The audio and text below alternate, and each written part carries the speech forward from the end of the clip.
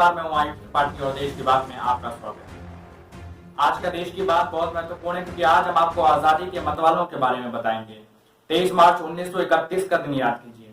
ये वही दिन था जब महान क्रांतिकारी भगत सिंह, सुखदेव थापर और श्यामराव हरिराज गुरु ने फांसी के फंदे को आज आजादी का आभूषण मानकर अपने गले में डाल लिया था। शहीद भगत सिंह कहते थे कि बम और पिस्तौल से क्रांति नहीं आ सकती, क्रांति की तलवार विचारों की शान पर तेज होती है। भगत सिंह भारत को अंग्रेजों की बेड़ियों से स्वतंत्र देखना चाहते थे, लेकिन आजादी से 16 साल 4 महीने और 23 दिन पहले ही उन्हें फांसी दे दी गई और हंसते हुए उन्होंने शहादत को गले लगा लिया। शहीद भगत सिंह कैसा भारत चाहते थे, आज देश की बात में हम इसी का विश्लेषण करेंगे। इसके साथ ही हम देश के नौजवानों को यह भी बताएंगे कि वो भगत सिंह से क्या सीख सकते हैं और भगत सिंह के लिए अपनी प्रेम का अर्थ क्या था। यानी आज का हमारा यह विश्लेषण पूरी तरह भगत सिंह, सुखदेव और राजगुरु को समर्पित है और हम चाहते हैं कि इस कीमती विश्लेषण को आज आप जरूर देखें। इंकलाब की दूरी पर आजाद भारत की नींव डालने वाले भगत सिंह के विचार आज भी ऊर्जा से भरे हुए हैं। भारत की आजादी के लिए उन्होंने सिर्फ 23 साल की उम्र में शहादत दे दी। सोचिए, उस समय भगत सिंह सिर्फ 23 साल के थे, लेकिन उनके जीवित रहने की शर्तें और सिद्धांत बिल्कुल अलग थे। एक चिट्ठी में उन्होंने लिखा था कि मैं आज एक ही शर्त पर जिंदा रह सकता हूं, अब मैं कैद होकर या पाबंद होकर जीने नहीं चाहता। मेरा नाम है हिंदुस्तान की क्रांति का प्रतीक बन चुका है। क्रांतिकारी दल के आदर्शों और कुर्बानियों ने मुझे बहुत ऊंचा उठा दिया है, इतना ऊंचा कि जीवित रहने की स्थिति में इससे ऊंचा मैं हरगिज नहीं उठ सकता। शायद आपको पता नहीं होगा कि भगत सिंह, सुखदेव और राजगुरु को पहले फांसी देने की तारीख 24 मार्च को की गई थी, लेकिन वो दौर था जब अंग्रेजी हुकूमत भगत सिंह के विचारों से कांप रही थी। लेकिन भगत सिंह के चेहरे पर साहस झलक रहा था और वो हंस रहे थे। और जब उनके पास फांसी तैयार होने की सूचना पहुंची, तब इन क्रांतिकारियों के चेहरे पर कोई शिकन नहीं दिखाई दी थी। लाहौर जेल का कोना कोना इंकलाब जिंदाबाद के नारे से गूंज रहा था। भगत सिंह, सुखदेव और राजगुरु के हाव भाव देखकर सबको लग रहा था कि जैसे इसी शुभ मुहूर्त का इंतजार वो कर रहे थे। अब भगत सिंह ने अपनी एक चिट्ठी में उसका जिक्र भी किया था। उन्होंने लिखा था कि मेरे मन में कभी कोई लालच फांसी से बचे रहने का नहीं आया। मुझसे अधिक भाग्यशाली कौन होगा। आजकल मुझे स्वयं पर बहुत गर्व है। मुझे पूरी बेताबी से अंतिम परीक्षा का इंतजार है। कामना है कि ये और जल्दी आ जाए। भगत सिंह द्वारा लिखी गई ये बातें आज भी करोड़ों लोगों के सर और दिमाग को छू लेती हैं। सोचिए, वो फांसी के फंदे को कुछ ही दूर थे, उनकी शहादत का समय था, लेकिन वो हंस रहे थे और इसलिए हंस रहे थे क्योंकि वो जानते थे कि उनकी शहादत स्वतंत्रता के अंकुर बनकर इस धरती पर फूटेगी। उन्हें लाहौर सेंट्रल जेल में फांसी दी गई थी, लेकिन फांसी से पहले पूरी जेल इंकलाब जिंदाबाद के नारों से महक रही थी। उस समय अचानक कैदियों से कहा गया कि वो अपने अपने सेल में अपने कोठरी में चले जाएं। जब जेल में खबर फैल गई कि भगत सिंह, राजगुरु और सुखदेव को आज ही फांसी पे लगा दिया जाएगा, कहते हैं कि इसके बाद जेल में सिर्फ 3 लोग खुश थे और वो थे भगत सिंह, राजगुरु और सुखदेव, क्योंकि तीनों देश के लिए सर्वोच्च बलिदान देने वाले थे। और तीनों के अलावा जेल के बाकी कैदियों में शोक और सन्नाटा फैल गया था। कैदियों में अपने क्रांतिकारियों को एक बार देख लेने की अनुशानी के तौर पर इस्तेमाल की जाने वाली किसी भी वस्तु की होड़ मच गई थी और इस तरीके से भगत सिंह का पेन, उनकी कंघी और उनकी घड़ी शहादत के प्रतीक चिन्ह बन गए। भारत के 3 बेटे हंसते हंसते फांसी के तख्ते पर चढ़ गए। देश प्रेम के गीत गाते हुए भगत सिंह, सुखदेव और राजगुरु ने मृत्यु का स्वागत किया और अपनी शहादत को क्रांति की आग बना दी। हालांकि उन्हें फांसी देने में जेल के कर्मचारियों और अधिकारियों के हाथ कांप रहे थे। फांसी से पहले तीनों को नहलाया भी गया था और फिर उन्हें नए कपड़े पहनाकर जल्लाद के सामने लाया गया था। यहाँ एक महत्वपूर्ण बात यह है कि इसके बाद जब भगत सिंह और का वजन नापा गया तो उनका वजन काफी बढ़ा हुआ था। कहते हैं कि फांसी की सजा के ऐलान के बाद भगत सिंह का वजन बढ़ गया था। उस समय भगत सिंह, राजगुरु और सुखदेव पूरे भारत के आदर्श पुरुष बन चुके थे। युवाओं की टोलियां भारत की गली गली में वंदे मातरम के नारे लगा रही थी। आंदोलन की आग को देखकर अंग्रेज अधिकारियों के पसीने छूट गए थे। उनकी मांग की जा रही थी और अंग्रेजों को भी विद्रोह का डर सता रहा था। यही वजह है की तारीख से एक दिन पहले ही वो तीनों को फांसी की सजा दे दी गई। आज बहुत से लोगों को ये पता नहीं होगा कि भगत सिंह, सुखदेव और राजगुरु को किस मामले में फांसी दी गई थी। तो आज हम आपको ये भी बताएंगे, विस्तार से बताएंगे आपको कि क्यों फांसी दी गई थी। ये बात वर्ष 1928 की है, जब 30 अक्टूबर को साइमन कमीशन यानी 7 अंग्रेजों का एक दल लाहौर पहुंचा। इस कमीशन की स्थापना वर्ष 1927 में हुई थी, जिसका मकसद था भारत में संविधान सुधारों पर काम करना और ब्रिटिश शासन की शक्तियों में परिवर्तन कर इन्हें और मजबूत बनाना। जब 30 अक्टूबर को कमीशन के सभी सदस्य लाहौर पहुंचे तो उनका विरोध हुआ। विरोध की एक बड़ी वजह यह थी कि इस कमीशन ने एक भी भारतीय को शामिल नहीं किया गया था, जबकि संविधान सुधार भारत की व्यवस्था को देखते हुए। ऐसे में लाला लाजपत राय क्रांतिकारी दल को नेतृत्व किया और इस कमीशन के खिलाफ सबसे आगे उतर गए। अंग्रेज विद्रोह से इस कदर घबरा गए थे कि उन्होंने आंदोलन करना शुरू कर दिया। तब जेम्स ए स्कॉट लाहौर के सुप्रिंटेंडेंट ऑफ पुलिस थे और उन्हें लाला लाजपत राय और दूसरे प्रदर्शनकारियों पर लाठीचार्ज के आदेश दे दिए। इस दौरान लाला लाजपत राय पर निर्ममता से लाठियां बरसाई गई और वो बुरी तरह घायल हो गए। इस क्रूर लाठीचार्ज के 18 दिन बाद 17 नवंबर 1928 को लाला लाजपत राय की मौत हो गई और उनकी इस मौत ने क्रांतिकारियों को रोष से भर दिया और इसके बाद यह तय हुआ कि उनकी मौत का बदला लिया जाएगा। भगत सिंह, सुखदेव और राजगुरु और चंद्रशेखर आजाद समेत कई क्रांतिकारियों लोगों ने मिलकर जेम्स स्कॉट की हत्या का बदला लेने की योजना बनाई थी और इसके लिए ठीक एक महीने बाद 17 दिसंबर की तारीख चुनी गई थी। तय हुआ था कि जेम्स स्कॉट की गोलियों से भूनकर हत्या की जाएगी, लेकिन क्रांतिकारियों की गलत निशाने से सब कुछ बदल गया। गोलियां भगत सिंह और राजगुरु ने चलाई थी, लेकिन उनका निशाना जेम्स स्कॉट की जगह जॉन सॉन्डर्स पे, जो लाहौर का एएसपी था, और उसकी मौत हो गई। हालांकि यहाँ यह भी कहा जाता है कि भगत सिंह और राजगुरु ने जेम्स सॉन्डर्स पर गोली चलाई थी क्योंकि वो भी लाला लाजपत राय के क्रूर लाठीचार्ज का हिस्सा था। 1928 की इस घटना ने भगत सिंह और राजगुरु पकड़े नहीं गए थे और इस मामले की जांच चल रही थी। हालांकि इस जांच में इस क्रांतिकारियों ने सेंट्रल असेंबली बम फेंक कर योजना बनाई। ये बात 8 अप्रैल 1929 की है।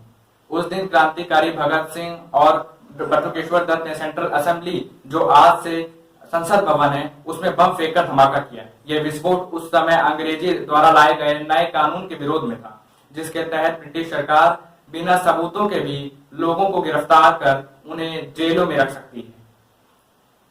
इस धमाके का एक उद्देश्य था कि अंग्रेजों की गूंगी बहरी सरकार को जगाना। उस समय क्रांतिकारियों ने तय किया था कि पहले वो सेंट्रल असेंबली में बम धमाके करेंगे जिसमें किसी को नुकसान नहीं पहुंचाया जाएगा। उसके बाद भगत सिंह और बटुकेश्वर दत्त अपनी गिरफ्तारी देंगे और बाद में अदालत को मंच बचाकर आजादी के सूत्र वाक्य का प्रचार प्रसार कर पूरे देश में किया जाएगा। जैसा सोचा गया था वैसा हुआ भी। भगत सिंह और बटुकेश्वर दत्त इस बम धमाके के बाद गिरफ्तार हो गए और दोनों को दिल्ली के अलग अलग पुलिस थानों में रखा गया ताकि उनसे पूछताछ हो सके। आज हमारे पास भगत सिंह के खिलाफ इस मामले में एफआईआर की एक कॉपी भी मौजूद है, जिसे आप अपनी स्क्रीन पर देख सकते हैं। यही है वो एफआईआर की कॉपी जो आपके इस समय स्क्रीन पे आपने देख रहे हैं। तो ये एफआईआर की कॉपी आप देख रहे हैं। देखिए, इतिहास के पन्नों को टटोल कर आपको उस दौर पर लेके जा रहे हैं जब ये एफआईआर की गई थी और उसी की तस्वीर आज आप देख रहे हैं अपने स्क्रीन पर।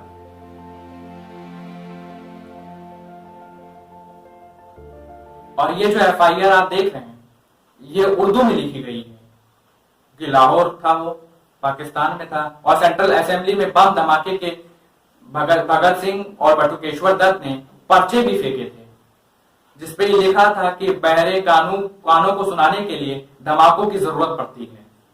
भगत सिंह की गिरफ्तारी इसी मामले में हुई थी, लेकिन बाद में जब इन पर्चियों की जांच शुरू हुई तो ब्रिटिश सरकार को पता चला कि जॉन सॉन्डर्स की हत्या के में भी भगत सिंह शामिल थे और इस मामले में उनके खिलाफ अलग से मुकदमा चला। इसे लाहौर षड्यंत्र केस भी कहा जाता है, जो उस समय काफी चर्चित हुआ था। यह मुकदमा 5 मई 1930 को शुरू हुआ था, अब 11 सितंबर 1930 तक चला था और आखिर में 17 अक्टूबर 1930 को अदालत ने भगत सिंह, सुखदेव और राजगुरु को फांसी का आदेश दे दिया था। हालांकि सेंट्रल असेंबली में बम धमाके के बाद जब भगत सिंह और बटुकेश्वर दत्त की गिरफ्तारी हुई तो उनकी तरफ से एक बयान भी जारी किया गया। इसमें उन्होंने कहा था कि बहरों को सुनाने के लिए बहुत ऊंची आवाज की जरूरत पड़ती है। हम विदेशी सरकार को यह बता देना चाहते हैं कि हम सार्वजनिक सुरक्षा और विवाद के विनाशकारी कानून और लाला लाजपत राय की हत्या के विरोध में देश की जनता की ओर से ये कदम उठा रहे हैं। हम इंसान का खून बहाने की भविष्यता पर दुखी हैं, लेकिन क्रांति द्वारा सबको समाज स्वतंत्रता देने और मनुष्यों द्वारा मनुष्य के शोषण को समाप्त कर देने के लिए क्रांति ने कुछ ना कर पाना रक्तपात इसके लिए जरूरी है। भगत सिंह की इन बातों से साफ है कि वो बम और पिस्तौल की समर्थक नहीं थे और वो हिंसा का भी समर्थन नहीं करते थे। उनका मानना था कि जब शोषण बहुत बढ़ जाता है और क्रांति का शोर धीमा पड़ने लगता है, तब बहरे कानों को सुनाने के लिए तेज धमाकों की जरूरत होती है। हालांकि आज ये समझने का भी दिन है कि भगत सिंह के मुकदमे में कैसे ब्रिटिश सरकार ने नियमों का उल्लंघन किया था। भारत के तत्कालीन वाइसरॉय लॉर्ड इरविन ने 1 मई 1930 को भगत सिंह के मामले में जल्दी फैसले के लिए एक अध्यादेश पास किया था, जिसके तहत हाईकोर्ट के तहत 3 जजों का एक स्पेशल ट्राइब्यूनल बुलाया गया था, जिसका एकमात्र मकसद था कि भगत सिंह को जल्दी से जल्दी फांसी की सजा सुनाना। अहम बात यह है कि तीनों जजों के फैसले को भारत के ऊपरी अदालतों में चुनौती नहीं दी जा सकती थी। अब तीनों के लिए सिर्फ एक विकल्प दिया गया था, जो काफी मुश्किल था। इसमें इंग्लैंड की प्राइवेट काउंसिल में ही इस फैसले को चुनौती देने की छूट थी, यानी यह विकल्प पूरी तरह दिखावटी था। बड़ी बात यह है कि जजों के सामने 12 मई 1930 को भगत सिंह और उनके साथियों पर ब्रिटिश पुलिस ने अदालत के अंदर ही गंभीर हमला किया था, जिसमें क्रांतिकारी अजय घोष, सुंदरलाल और प्रेम दत्त अदालती में बेहोश हो गए थे। इसके बाद ही क्रांतिकारियों ने अदालत की कार्रवाई में हिस्सा लेने से मना कर दिया था। नियमों का उल्लंघन सिर्फ यहीं तक सीमित नहीं था। जब भगत सिंह के खिलाफ हत्या का मुकदमा चलाया जा रहा था, तब उनके वकील राम कपूर ने अदालत से 457 गवाहों से सवाल पूछने की इजाजत दिया था, लेकिन सिर्फ उन्होंने 5 लोगों से सवाल पूछने की मजबूरी थी। यानी भगत सिंह के खिलाफ एक तरफा मुकदमा चलाया गया और ब्रिटिश सरकार ने न्याय के सिद्धांत का भी गला घोट दिया।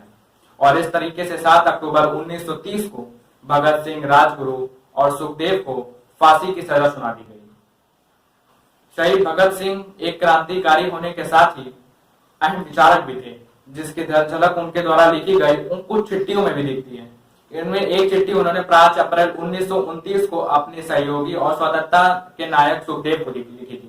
इस चिट्ठी में बताते हैं कि इंसान के बीच कैसे प्रेम संबंध होने चाहिए।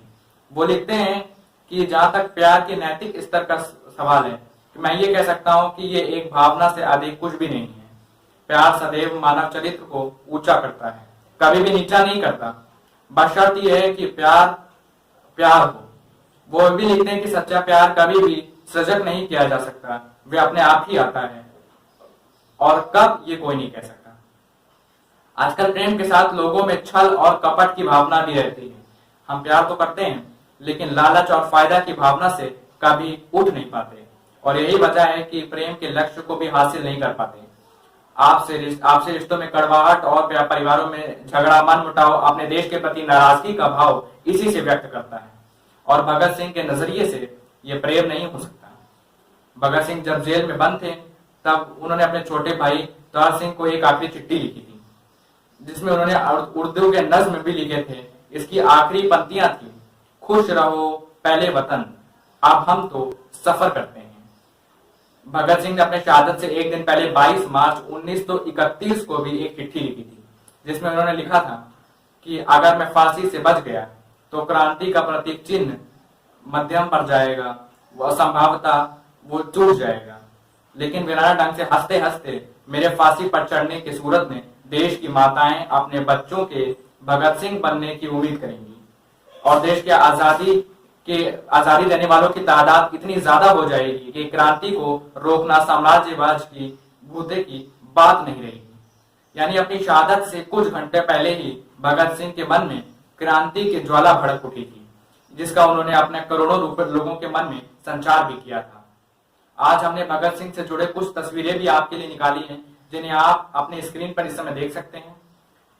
ये तस्वीर जो हम इस समय आपको दिखा रहे हैं, ये भगत सिंह के जूतों की है, जो उन्होंने अपने साथी क्रांतिकारी जयदेव टपलू को दिए थे। और इसके अलावा एक घड़ी भी उन्होंने सेंट्रल असेंबली में बम धमाके करने से पहले जयदेव कपूर को दी थी।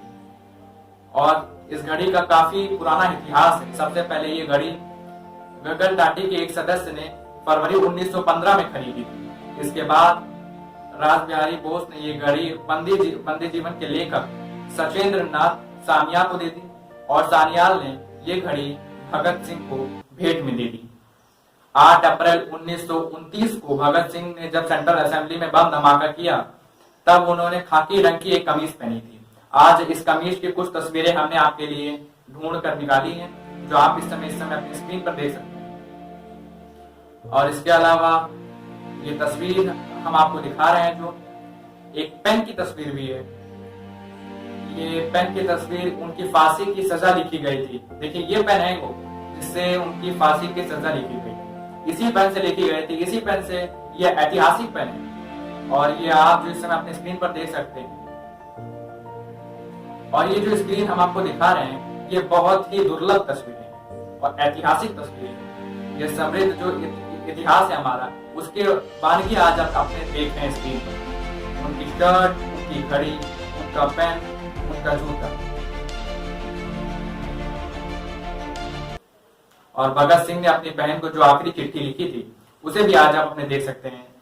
इसके अलावा भगत सिंह को जेल में जो शेविंग पाउडर भी दिया गया था, ये चिट्ठी आप देख रहे हैं इस वक्त, जो उन्होंने लिखी थी अपनी बहन को। और जेल में शेविंग पाउडर भी उन्हें दिया गया था, जिसकी तस्वीर आप इस वक्त स्क्रीन पर देख रहे हैं।